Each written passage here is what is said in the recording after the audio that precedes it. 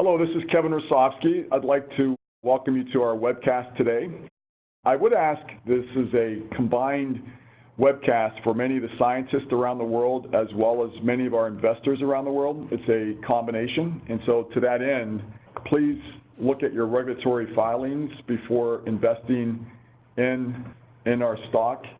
Let me start by saying that our overall vision and mission is to personalize healthcare through a rigorous investment and execution in commercializing digital biomarker technology. And we've broken the growth into two different stages. The first stage is focusing on research, and today's call is really going to hone in on what we think is the greatest opportunity in research, which is the opportunity to help get drugs approved with higher probability, accelerated, more effective, and less toxic. Stage two is evolving into diagnostics, and there's renewed rights back to us as of earlier last week, where we now have the ability to move into IVD directly, and we'll talk a little bit about that today, but that will be the limit of our discussions around diagnostics. So from an agenda standpoint, we're going to start with me describing how biomarkers can disrupt drug development, and then we're going to describe our growth and execution in pharma services. But I'm really excited. We got Andy Nixon from Duke University. He's going to describe our test bed for the newer technology we're going to be using for oncology. We hope to launch by Q1 of 2019, as well as Henrik Zetterberg, who's both an MD, PhD, that has really been revolutionizing the whole field of neurology using these biomarkers. So I'm really excited to have both of them, who will each comment for 10 minutes post my discussion. So let me start by saying we have I think a game-changing market opportunity where we have this unrivaled sensitivity in a molecular structure protein. We can also do DNA and RNA, but we believe in protein. We're clearly best in class, and we think that this creates a lot of disruption. We're starting out with a $3 billion addressable market, but as we get into diagnostics, we think the overall market will be $38 billion. And we do think, again, we've got the holy grail of being able to do it proteins where we're starting, but ultimately also with DNA and RNA without using PCR to create the amplification, and eliminates a lot of the issues with using DNA and RNA. But the most important part of our overall quest is to make sure we're validating the technology before we move into diagnostics. There's been a lot of companies that claim they can do things, and we really want to use the scientific community, and we actually independently founded a summit called Powering Precision Health to further validate through a lot of peer-reviewed publications and presentations the technology. And right now, 23 of the top 25 are now using with what I consider to be one of the fastest adoption cycles I've ever seen in pharma. And there's been well over 800 phase 1, 2, 3 trials, drug trials using our biomarkers. And we now have over 250 pubs, of which they're accelerating almost a pub a day, which is a really remarkable achievement as we look into the second half. This is a very strong, what we call razor blade model. We have a menu of consumables that actually go onto these decentralized instruments that we were able to perfect with $150 million of investment. And these instruments, there's now nearly 250 of them worldwide that are consuming these menu kits, which is a great way to grow companies because you see a lot of visibility. And we also are starting in research. We're going to talk about that. There's no regulatory reimbursement risk there. We feel it's a much better place for investors to grow valuations with us without us creating too much risk and creating any kind of surprises that are not positive.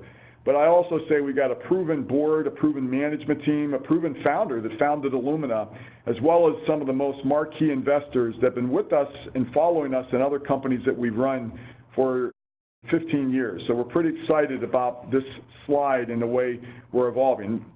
On this slide, on the top left corner, you can see basically Quanterix is creating a femtogram per ml level of sensitivity for protein detection. And on the right, you can see our marquee board and founders.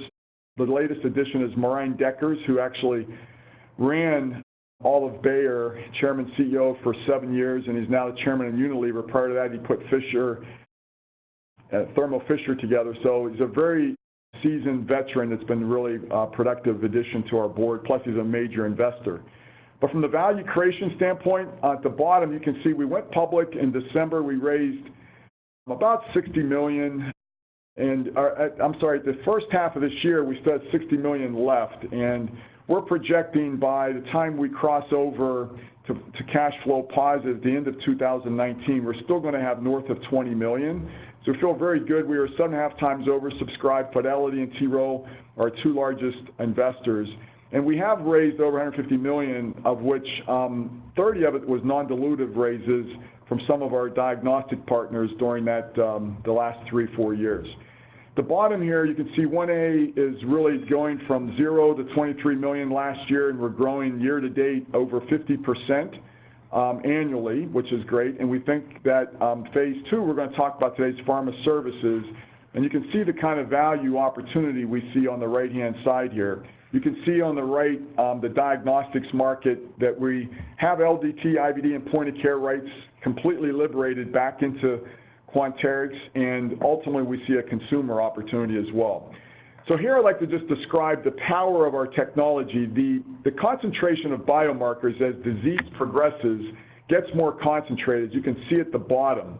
And on the left-hand side, as you look into invasiveness, looking at a biopsy or a spinal tap, lumbar puncture, the concentration is also very high. Today's technologies can measure those concentrations, so it's easy to see certain diseases up in the upper right quadrant because the concentration, because the disease has progressed, or you're going into a very invasive sampling is very high. So today's technologies can see that. It's been interesting to watch the cardiovascular market move from the right to the left with CT scans and stress tests, as well as A1C and LDL cholesterol testing, as well as troponin. And even in the world of infectious disease, and it was Roche really that really put viral loading on the map and moved, I think, infectious disease to the left, so you can start to see these diseases before symptoms. And there's a lot of blood screening, HIV viral loading, HPV viral loading that has changed the game in those categories. Where we're primarily focused is where it's still very late stage detection. Cancer and neurology is where sometimes you have to actually be dead, particularly with CTE, for it to be diagnosed today through, say, like an Ann McKee, where they might slice the brain to actually look for tau deposits. That's a very late stage diagnostic. And so that's where we're honed in on cancer and neuro for those reasons. And you can see that NFL, I'm going to talk about today, neurofilament light and cytokine panels are the biomarkers that we think we're going to be able to use to move these into the middle and maybe down to the bottom left. Exact Sciences is doing a great job with ColorGuard as an example of a health screen for colon cancer that is starting to move cancer in that category to the middle as well. So seeing these before symptoms is what's key about our technology. And this last slide just shows you that the upper right quadrant, there's 205 proteins that are already FDA approved that are used for diagnostics that today's technologies can see. But you can see that the middle section and down lower, when you start to go into non-invasive detection as well as earlier detection, there's many proteins that people really couldn't see with technology where it had been. And so that's where Quanterix is really changing this map with earlier detection non-invasively. And here are all the different diseases, and the two on the left is where we're really honed in. You've got 27 million people dying per year in these two categories, and the healthcare expenditure is approaching $500 billion.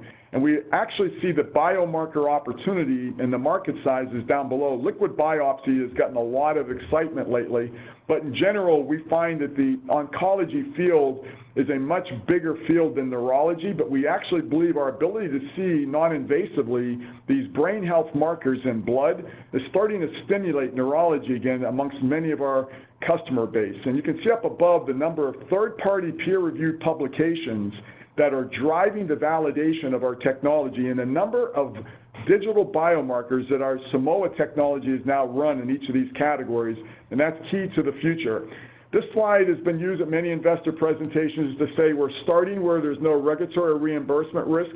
It's down lower risk down at the bottom left, but we ultimately are going to be moving very methodically and systematically into the IVD, point of care, and LDT markets in the upper right quadrant. A little bit higher risk, but much bigger returns because of the size of those TAMs. Now let me get into what I think is the game-changing excitement for Quanterix and many of our customers.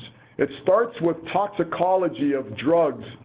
When you watch these commercials on TV today, it almost seems like a Saturday Night Live commercial, because for the first 10 seconds you might get the benefit of the drug, but then for the next 20 seconds they describe all the negatives. If you take this drug, it might have these adverse effects. You might commit suicide, particularly for neuro drugs, or you might have all kind of adversities, a heart attack, or there's a lot of negative things that we know the drug industry today is taking incredible measures to make their drugs actually safer. And efficacy on the bottom is on the left is the other key thing, is that on average, drugs only work half the time at best. And so many times you want to personalize them to improve the drug's performance and its safety. In the middle, what we have found is if customers use biomarkers, they increase the probability that a drug will get approved after a phase 1 approval from 8.4% to 25%. This is a significant economic gain for the pharma biotech industry if they can increase the probability of getting a drug approved by that amount. And on the right-hand side, I just wanted to show you that that's actually 2015 and 18 are the two bars on the left and the right. And we now have 32 instruments and CROs running these phase 1, 2, 3 trials. And inside of our company, this data on the right is outdated. We actually have run 36 phase 1, 2, 3 trials, 20 of them this year, greater than 20 of them this year. So it's really accelerating, primarily in neurology. Now, I wanted to just show one incredible CRO down at the bottom. Myriad Genomics has a company called Rules-Based Medicine that they acquired, and you can see they've already run 650 trials using our biomarkers, helping these drugs get approved with greater probability. We've done some analysis of these different categories. We've had a lot of analysts asking us ways to get at this market opportunity, and we've been able to calculate a $2 billion TAM when we look at the number of patients that are registered in all these different trials that are occurring annually. And that $2 billion TAM, today, we only have like a 1% share of it. Some of the fonts here have gotten changed, so we'll have to work on that. But in the neuro area, where we're most advanced, we actually have a 6% of our TAM. So that's been a very rapid penetration over the last 2 years.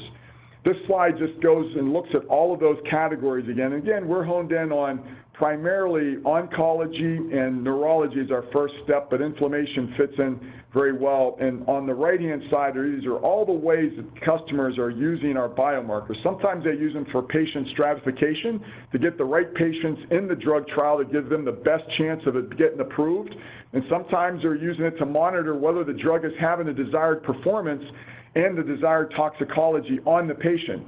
So it's starting to look mechanistically at how these drugs are interacting with the body. Even the aspirin today, there's a lot of questions on how does it create the benefits and maybe the toxicology in some of the later, most recent studies.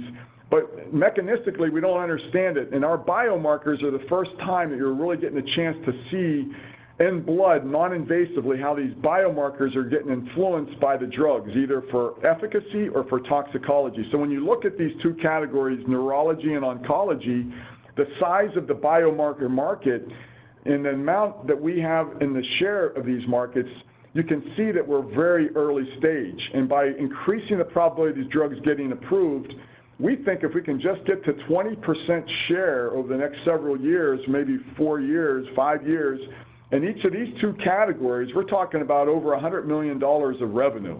So that's why we see such rapid growth occurring today by many of our customers beginning to deploy these biomarkers in their studies.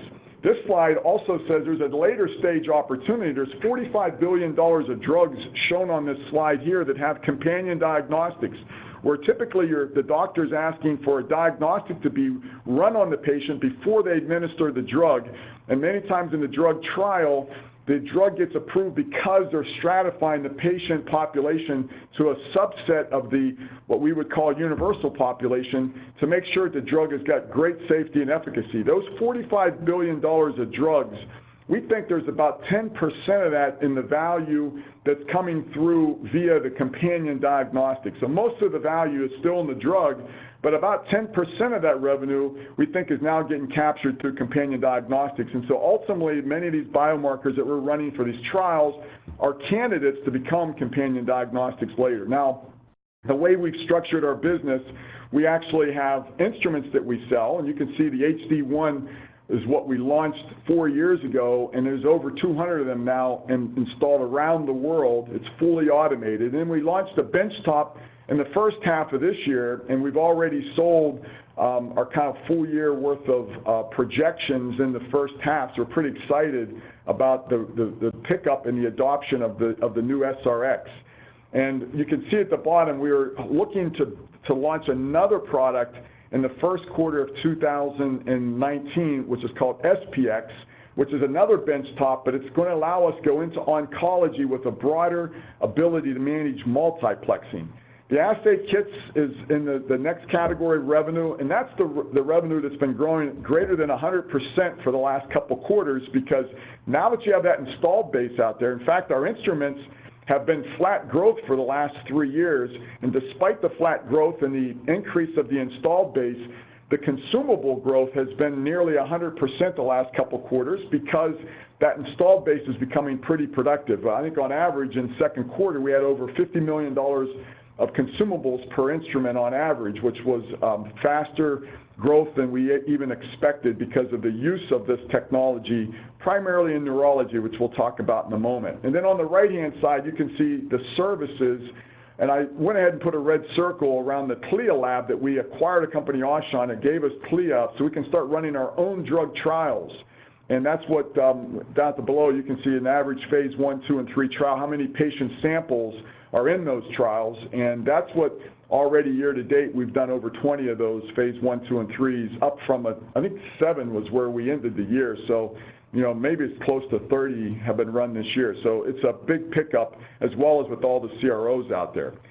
So the key to our business and methodically growing it without any kind of surprises that are negative is that we do, strive for strong backlog to ensure that we've got good growth visibility, but we're also driving real hard the installed base of instruments. And I mentioned that we've been flat for the last 3 years. We actually believe in the second half of this year, we're going to start to see growth of our instruments on top of what we've been doing historically. So that's going to further significantly increase, we think, consumable pull-through. But the publications are key, and that Powering Precision Health Summit that's really fueling all the scientists around the world to publish is helping us show the validation, and then the number of biomarkers, which are a menu, that's what the consumables are, and you can see how rapidly that's grown from 2015 to the first half of this year. That's a cumulative total. Then on the portfolio growth, you can see that our revenue has consistently grown at 40 to 45%, but we've actually seen an acceleration for the first half of this year. And I cite that when we went public, our first quarter of being public, we grew 16%. Our second quarter of being public, which was first quarter 2018, we grew 41%. And then the second quarter, we grew 66%. So we're continuing to fuel the growth. And on the right-hand side, you can now see the distribution that we're primarily North America, but we're starting to grow faster in Europe, and we're growing faster in Asia, because those are areas that we are globalizing with our new benchtop instrument. You can also see that we're still primarily product, and that's going to keep increasing as the consumables keep driving through. And academia has been less than half, but it's probably going to go up a little bit with this new, smaller instrument. But finally, I'll say that we've been primarily neurology at 79% of our second quarter revenue, but we're seeing when we launch the SPX first quarter next year, the same kind of trend into oncology we think is an incredible opportunity, because we think oncology opportunity is twice the size of neurology. So this slide just shows you how publications fuel the growth. And on the left-hand side, we've had over 100 pubs in 2018 year to date. It's almost half of our pubs have just come in the last 6 months. And you can see the growth in neurology, and our neurology segment grew 130% year to date because the pubs are fueling it. And oncology isn't growing as much, but we are seeing positive movement in those pubs. This slide is another interesting slide that says that when you increase the installed base of instruments, which are the blue bars on the left, and you also increase the assay menu, the number of different tests and proteins you can run, that then leads to that really strong consumable revenue growth that's on the right side that has been at 100% annually for the last couple quarters. This slide just shows you, it's so important to us that what we sell to our scientists out there, that they actually use it and feel great about it. And this shows you the pull-through of consumption. And you can see that we're seeing very significant numbers at these 6 customers. But then on average, on the right-hand side, you can see we're starting to peak over $50,000 an instrument of the HD1 and the SRX. We believe by 2019, I think there's 48 of them been sold so far. We'll be pulling through 25,000 per instrument. Some of the early indications, it could even be higher than that. So, 2 years ago in 2015, these were the customers that bought our technology. And then the following year, we added some more logos. But what's really exciting is because of this biomarker for drug discovery and the way that it's being used for development of the drugs to get a better ratio of safety and efficacy using biomarkers to get a drug approved with higher probability, you can see that there's a large installed base now, further validating, further pulling through a lot of the future growth. And what we do with a lot of this growth is we use it to continue our R&D investment and make acquisitions where we know it can further build the scientific capability of our customers. Two of them are on the call today to speak, but their publications then using our technology is what further creates growth, which then creates the ability for us to put more R&D investment. So we think investors and customers combine, work together to build these businesses, and that's when we bring them together at our Powering Precision Health Summit, so that there's a lot of transparency between the customers and the investors. So when we went into the year, we had some key priorities and goals. And in general, we're ahead. And in my webcast last week at the Wells Fargo conference, I went through these in detail, so I won't do it today. But I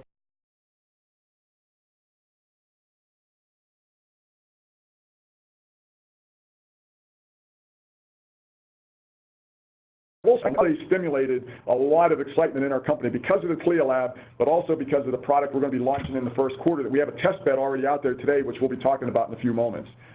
Here's what we said around commercialization and validation. And the key thing here was the announcement last week that we got all of our rights back. We now consolidated them for IVD, point of care, and laboratory developed testing. This was key to our overall direction. And bioMérieux, who had those rights, still remains a very active, productive customer for us. Our relationship is very strong. We very much believe in them. It's just that they're more focused on immunology and infectious disease, where we're more now focused on oncology and neurology. So the fit was not perfect there. So now let me finish before turning it over to Andy and then Henrik. Let me just describe some more insights around some of the work that's going on with biomarkers. I wanted to show this slide. This actually comes from Rules-Based Medicine. They have been incredible. Ralph McDade's their CEO. He's actually spent a lot of time talking to some of our investors, just describing just how remarkable the technology of Simoa is and the role that it can play. But you can see on this slide that little blue line on the left is the level of biomarker of interleukin-10, which is an inflammatory marker. It's a cytokine that there was a thesis that with psoriasis that the IL-10 would be elevated, and it is. And so traditional technology could actually measure it, and that's what we mean with the red line. You can see traditional. The key to our technology is Simoa goes way down deep and also goes up high, so you can actually see as this patient was getting cleaned up with the drug, you can actually see something objective now, not just a visual look at the symptoms, but something mechanistically objective around the actual molecules in the body. In this case, it's the interleukin-10, and you could see it coming down, and it actually, this drug reduced the interleukin-10 by 40%, so it's a very effective drug. Now moving into phase 3, and on the right-hand side, you can see all the different ways in which our customers are deploying these biomarkers, whether it be for patient stratification, for their cohort recruitment, or it's increasing the percent screening. Like for Alzheimer's right now, I just read that, the screening, they're only getting 1.9 patients per site. That's how hard it is for recruiting Alzheimer patients, given all the complexity that goes along with it, because you almost have to have an aide, a second person with every patient just to go with the Alzheimer patient for the trial.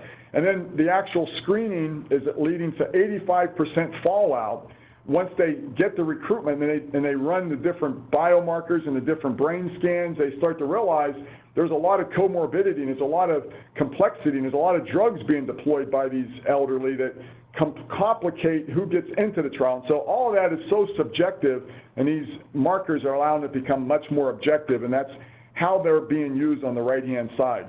Now what I want to do is take a step back and say thank you, NFL, National Football League. Thank you very much, General Electric. If it wasn't for Roger Goodell and the NFL, I'm not sure many of you would even know about us. But the reality is we won the Head Health Challenge by the National Football League twice. And they gave us nearly $1 million to look at concussions. And we were able to show through a lot of third-party peer-reviewed publications that came actually from the NIH. There's a famous researcher named Jessica Gill that has done incredible work with the technology. She's now working also with the NCAA, showing concussions in blood non-invasively. And this has been a real significant uplift. And you're going to hear Henrik, who's one of the pioneers in this whole landscape, talk in a moment.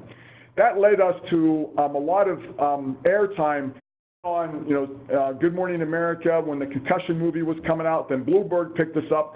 And one of the key things around this evolution are the publications. And those little circles indicate all the third-party peer-reviewed pubs from neurologists. And NFL ended up becoming, you can't write this stuff, became one of the critical biomarkers. So there was an article written by Bloomberg, will the NFL be saved by Quanterix's NFL? So that got more publicity, which led to more neurologists buying the technology, and now it's being deployed in all those pharmas down at the bottom right in the ways we've been describing. And there was one category, NFL, you're going to hear from Henrik today, for MS, multiple sclerosis. You can see the number of publications in the center. Some of the biggest name pharma companies on the left-hand side making publications using NFL. But the really exciting part is that little thing at the bottom. It doesn't require a spinal tap now to see NFL. With our sensitivity, we can see NFL, and there's been great correlations created between the cerebral spinal fluid and blood. And our ability to see it non-invasively is changing the game. And you can see some of the quotes from some of the leading researchers up at the top right. The ability to see this is just incredible. And for MS, there's a belief that it's kind of like seeing the match of the actual disease of MS when it's first getting started, as opposed to when it's a raging forest fire in the body or when it's ashes at the end. And you can see David Leppert, who's an MD, PhD, was both with Novartis and Roche, says it's MRIs show the ashes, which might take 5 years to see brain atrophy from MS, but NFL is showing the match, and that's creating a revolutionary opportunity just in this category for MS and NFL. And we think there could be as many as 5 million tests annually just for NFL if you can see it in blood because it's non-invasive. This slide begins to show you the traditional way where they were using MRIs and clinical evaluations to diagnose MS, and if they really saw some of the critical clinical evaluation parameters and they saw brain atrophy, they would do a high prescription of a high efficacy therapy, which there's 15 drugs on the market today.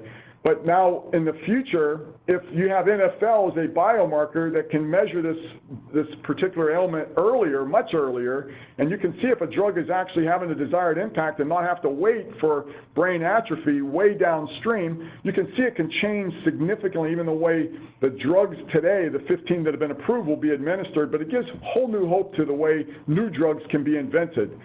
But what I don't want to do today is let you think that we're just an MS story, because you can see in this slide that MS is the first stage, and it's one of the smallest diseases in neuro. Alzheimer's, epilepsy, TBI, Parkinson's, these are much bigger disease categories that are already getting publications using the Simoa technology. So we think it's going to be a wave effect of opportunity starting with NFL for MS, but then evolving into some of these other categories. And not only, is it NFL, you can see on the right-hand side, we have all of these biomarkers today have been developed, and we've got partners that are supplying them that are being deployed in all of these neuro studies. And you can see all of the different categories of neurodegenerative diseases that we now have publications linking our biomarkers to. So it's the beginning of a big opportunity of excitement. And while all that's going on, Washington, D.C. is getting more proactive and productive.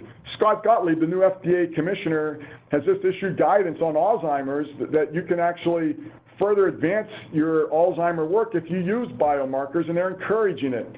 And you can see on the right-hand side the fact that we've got these IVD rights that could ultimately lead to even health screens in blood for Alzheimer's, as well as the NFL momentum. We have our CLIA lab. We're actually going to go down to the FDA on October 5th. Dan Sickema, one of our new hires, he's been with us about a year. It's incredible. He's spent 25 years at BMS and GSK. We're going to go in and further educate them to how these biomarkers can be deployed by pharma to get safer, more effective drugs approved, maybe even quicker. And while all that's going on, the NIH just put another $425 million incremental spend into Alzheimer research. So we have a lot of macro factors that are also very much encouraging the build out of our business.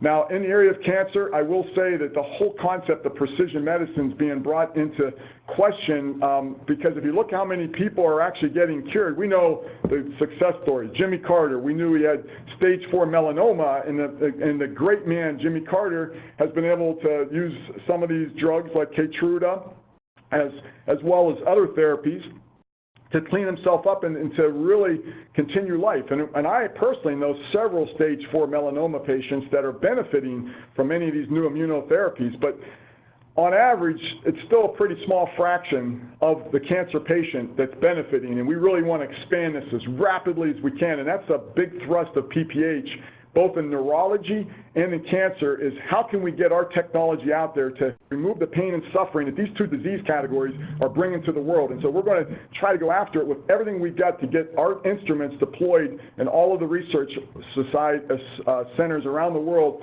across those two different diseases so we can make a difference. And here's an example of, down at the bottom right, you can see all of these CRO labs now have our technology. I think there's 32 of them that we showed earlier that are now being deployed in these labs to help pharma get these drugs approved, and they're in the areas of immunotherapy, autoimmune, pulmonary, neurological, diabetes, cardiovascular, so it's a pretty profound group. And this is a slide that comes again from rules-based medicine. When they're trying to upregulate the immune system with a new drug to stimulate the immune system, they are using interferon alpha as a way to measure whether that is getting upregulated. But nobody could see interferon alpha at, what is it, alpha? Interferon gamma at baseline levels when you're healthy. And now they can with our technology. And so even for pancreatic therapies where they're trying to stimulate the immune system to fight the pancreatic cancer,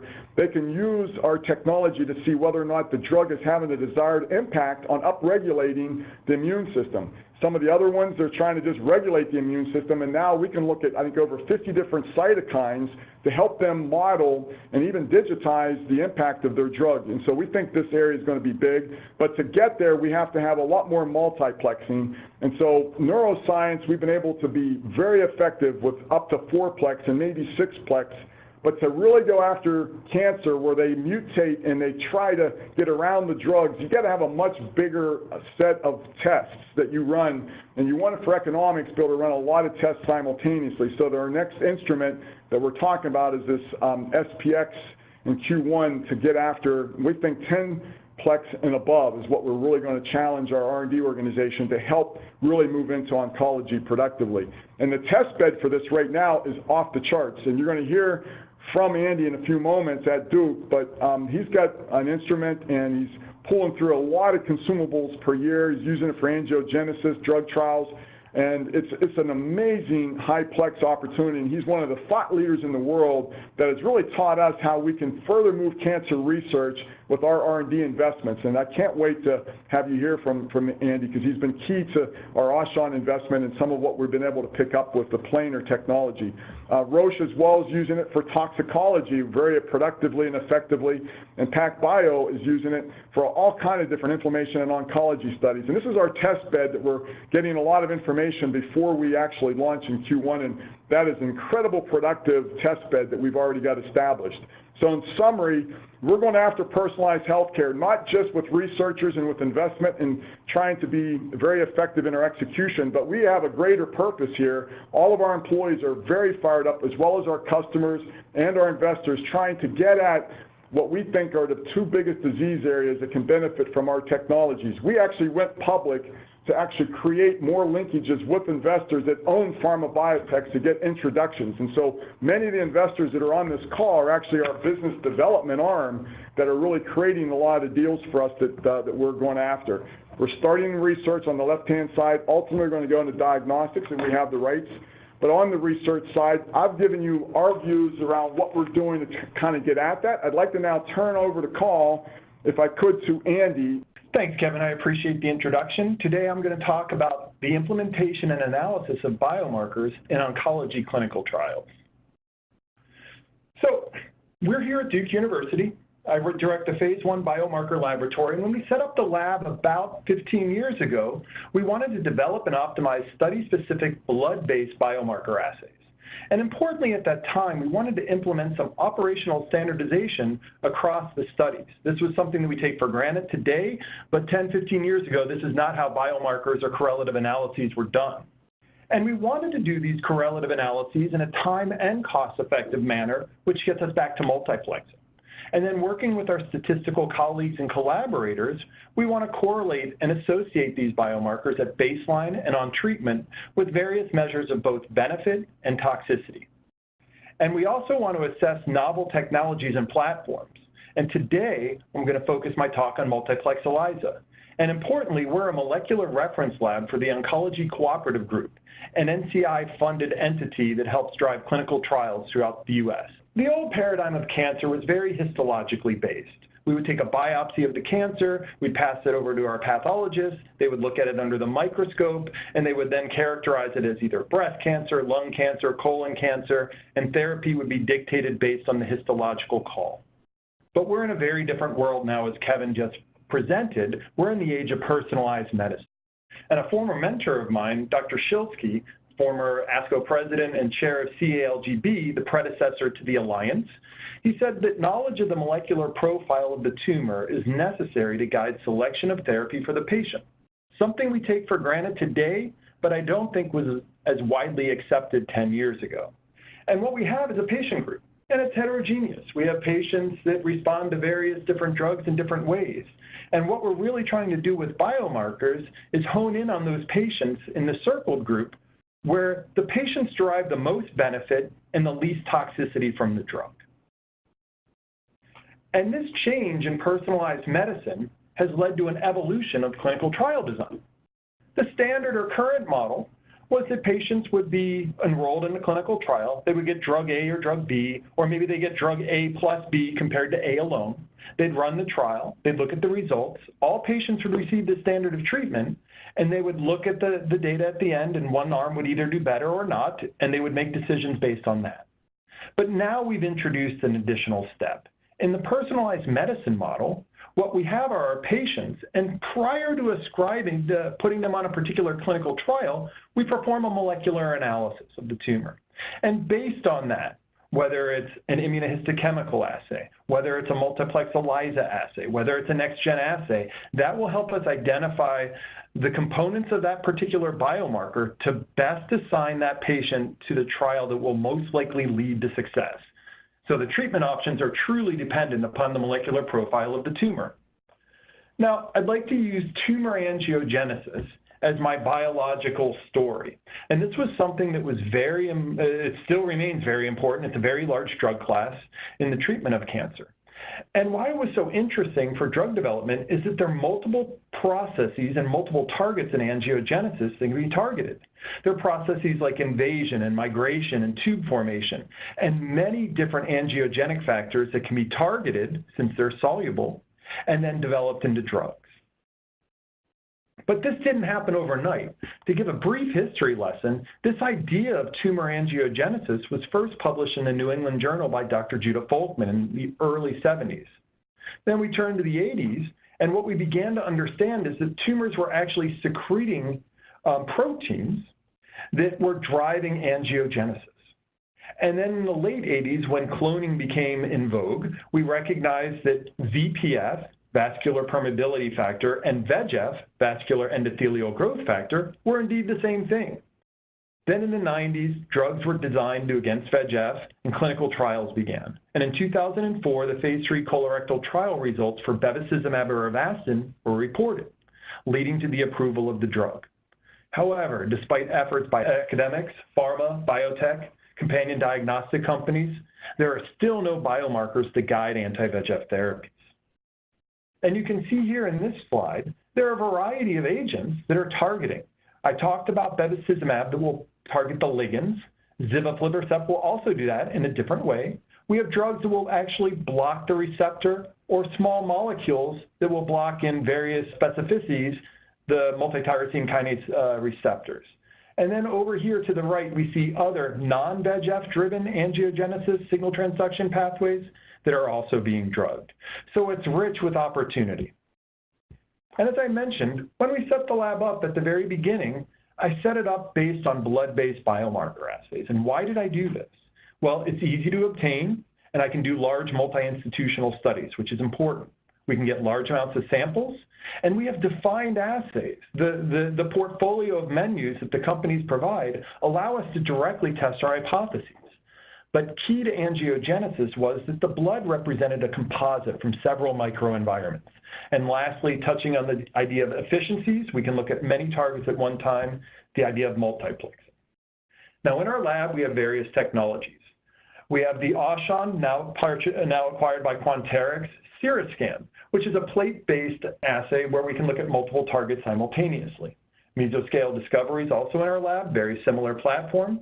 A newer system, Protein Simple, the ELA system, is microfluidic based, which also allows us to multiplex to a degree. And then tried and true standard ELISAs, if we need a single target, we know that we can find an assay out there. So condensing about a decade's worth of work into one slide, we worked on developing a panel that could accurately assess angiogenesis in this context of anti-angiogenic drug therapy. And this was reviewed by the Biomarker Review Committee at the NCI, and they approved the use of our panel through rigorous analytic and clinical validation steps, allowing us to now use this panel in phase 3 trials run by the NCI. And I'll also point out that this panel primarily consists of Aushon assays, but there are a few that were either home brews or using other technology out in the field. And what we did to test this is we evaluated this panel of markers first in Duke phase 1 and phase 2 trials, and then extending to large national phase 3 trials.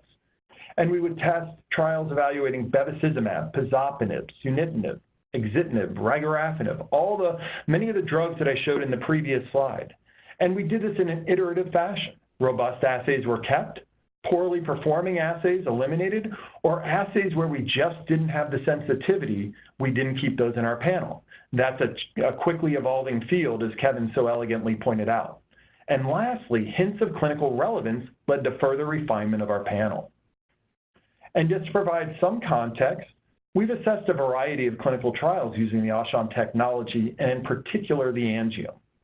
We've published 10 phase 1, 10 phase 2 trials, and we published 8 phase 3 trials from 2013 to 2018, either published in journals or at ASCO.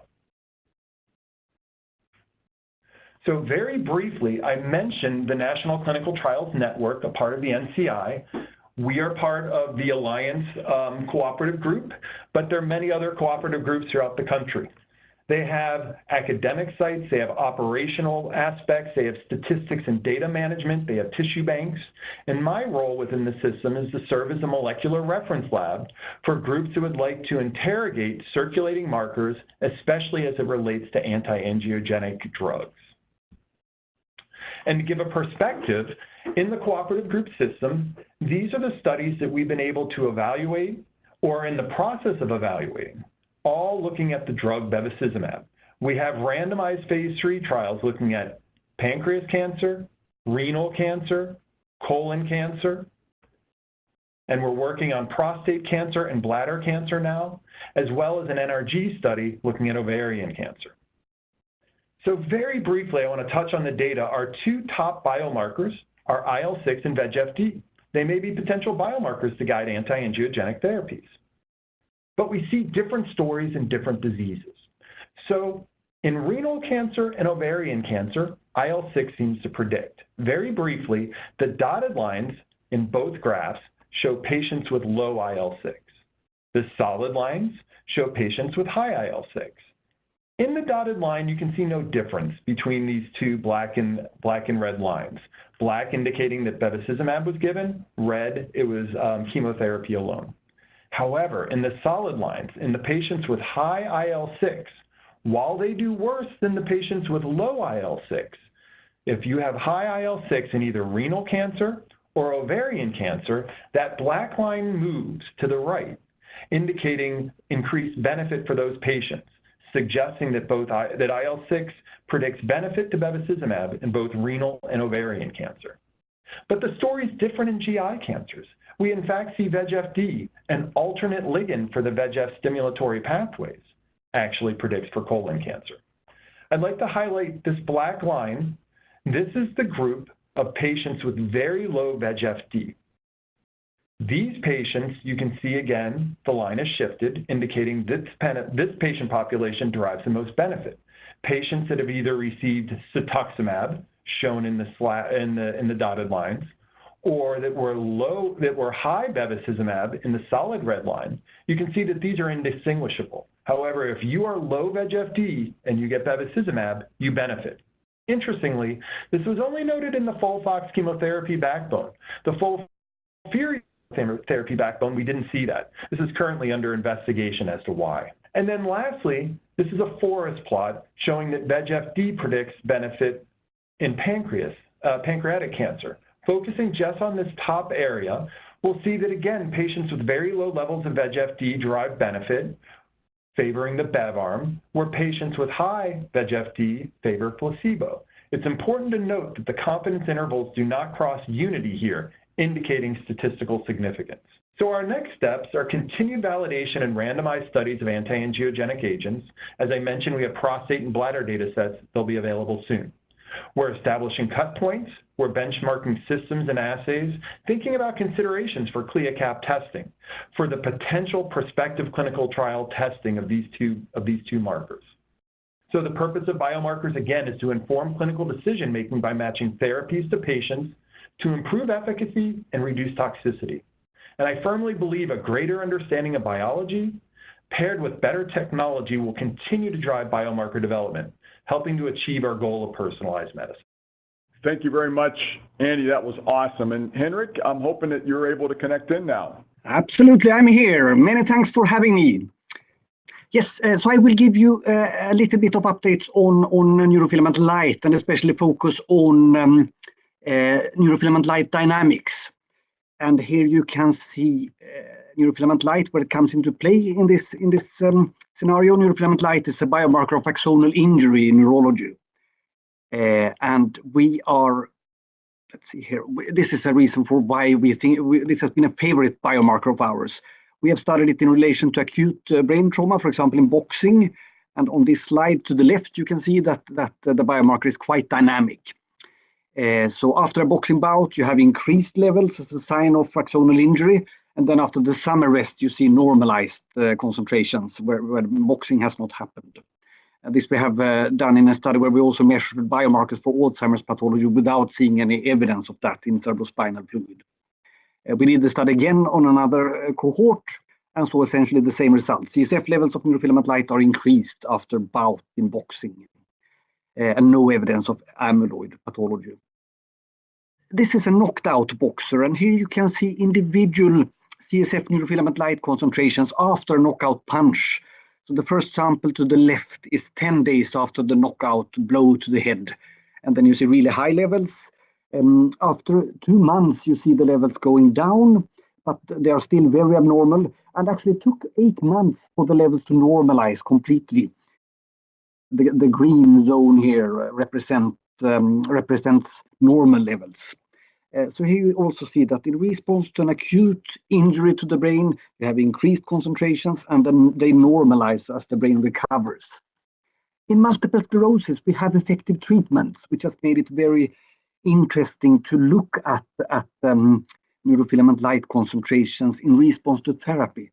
And these are CSF neurofilament light concentrations before and after treatment with natalizumab, which is really a disease-modifying therapy that works in multiple sclerosis. So you see that you bring down the multiple sclerosis patients to normal levels. These plots are a little bit complicated, perhaps. These are individual patients who have HIV infections. And here you see in the upper part of the panel, you see HIV RNA values, and you also see CD4 cell counts. When the CD4 cell counts drop to a certain threshold level, antiretroviral therapy is initiated. And in the bottom of the graph, you can see CSF neurofilament light concentrations and how they, when ART is initiated, how they are normalized to the age norm in this case. This is another case. This is a subject who came in with almost AIDS and then initiated immediately on ART treatment. And you see that CSF neurofilament light concentrations are normalized and maintained normal in response to treatment. And here you see on the next slide, here you see a case. This is the HIV-associated dementia case with very abnormal concentrations of CD4 cell counts and also CSF RNA amounts in the upper panel to the left. Then ART is initiated, and then these measures are normalized. And in the lower part of the panel, you see very abnormal CSF neurofilament light concentrations that are normalized in response to effective treatment. So this has made it has made neurofilament light a very interesting biomarker to continue to explore in relation to treatment effects in neurology and neurodegeneration. So this is the first result on CSF neurofilament light concentrations, normalization of those in a pure neurodegenerative disease, and this is spinal muscular atrophy. And here you see CSF neurofilament light concentrations in children who start on antisense therapy, which is very effective against this disease. And you see after a few time points, the time window here is months, then you see normalization of the neurofilament light concentration, again in response to effective treatment. So this is what we want to see in frontotemporal dementia, in ALS, and in Alzheimer's disease. Can we do this in blood, is the question. And yeah, thanks to the Simoa technology, we can. So here you see the analytical sensitivity of the ELISA in red squares, and then we transfer the ELISA onto the Simoa platform and could start measuring concentrations below 1 picogram per milliliter, which made it possible to start to measure on plasma samples. So here you see the correlation with CSF, which it's very good. So the biomarker actually, as I think Kevin pointed out, it almost substitutes for CSF neurofilament light. Here are acute traumatic brain injury, severe traumatic brain injury, and serum neurofilament light concentrations days following the injury with a massive release. And those who survived the 1-year follow-up are back to almost control-like levels. So and the magnitude of the rise also corresponds to clinical outcome.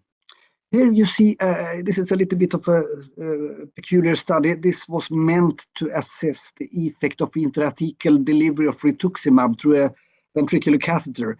But here what we could see is that when you insert the catheter in CSF in the A part of the panel, you see increases after 2 to 3 months in CSF neurofilament light concentration, and then a slow normalization. And what we could see in this study, and this is due to the surgical trauma by inserting the catheter.